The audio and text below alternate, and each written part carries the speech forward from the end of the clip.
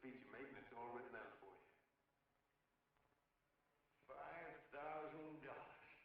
Holy mackerel, I can see the helots coming, the whole army of them. It's on the level.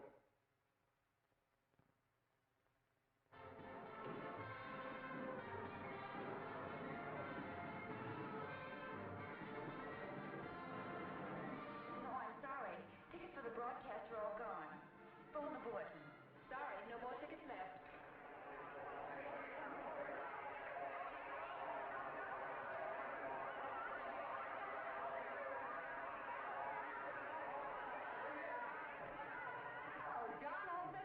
Turn around. One moment. Big smile. Okay, Jeannie, now take him out. Now, look, John, here's the speech. It's in caps and double space. You won't have any trouble reading it. Not nervous, are you? No. Of course not. He wouldn't be. Who? John Doe, the one I met. Hey, don't let your knees rattle. Pick it up on the mic. Oh, Jeannie, you needn't be nervous, John. All you have to remember is to be sincere. Pick up that phone, Miss Mitchell. It's for you. Okay. Hello? Yes, Mother.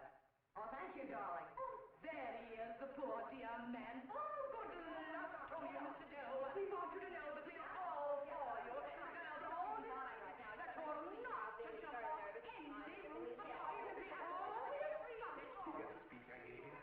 Yeah. Now look, I'll give this money to the colonel just as soon as he gets started.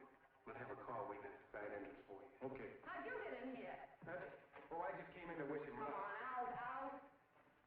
Mother said it's going to like too. John, when you read that speech, please believe every word of it. He turned out to be a wonderful person, John. Who? John Doe, the one in the speech. Oh. You know something? I've